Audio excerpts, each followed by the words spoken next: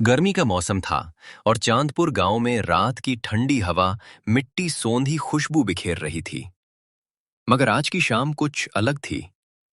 हवा में एक अजीब सी खामोशी छाई हुई थी। आसमान में काले घने बादल उमड़ घूमर रहे थे।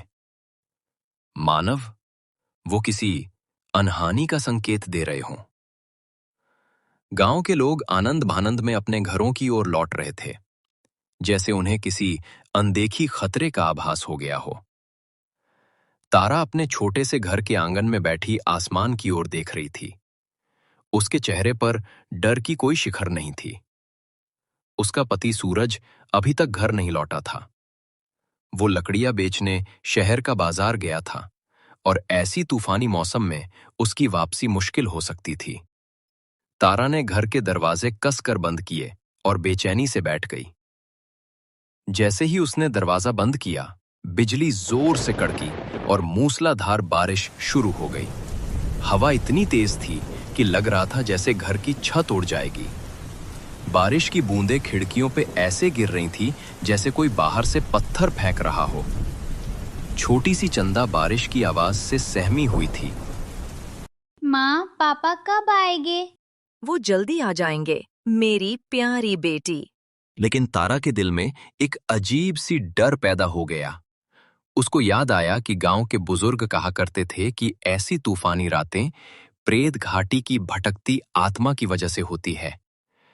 वो आत्मा उन लोगों को दिखाई देती है जो अंधेरे में अकेले होते हैं। उनकी आवाज को कॉपी करती है और फिर उनको अपनी तरफ बुलाती हैं। रात गहरी होती जा रही थी। बारिश की आवाज अब कानों को भेद रही थी। तभी किसी ने दरवाजा खटखटाया। कौन है? तारा चौंक गई। उसने सोचा, ये भूत है, लेकिन ये तो सूरज था। मैं दरवाजा खोल रही हूँ। ये सोचकर वो आगे बढ़ी, लेकिन जैसे वो दरवाजा खोलना चाही, चंदा ने उसे रोक दिया। नहीं माँ, दरवाजा मत खोलना, वो पापा नहीं है। तारा अवाक रह गई। तुम क्या कह रही हो? जब वो बोल रहा था तो उसकी आवाज बहुत अजीब थी, जैसे कोई अंधेरी कुएं से आ रही हो। तारा ने चंदा की बातों पर गौर किया और उसका दिल दहल गया।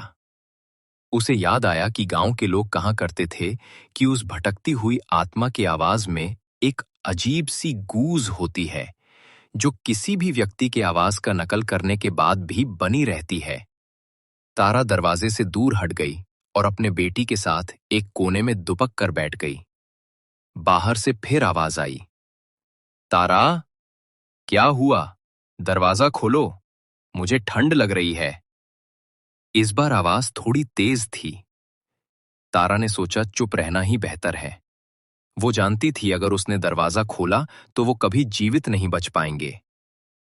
बाहर से अब कोई आवाज नहीं आ रही थी। बारिश की आवाज के अलावा सन्नाटा था।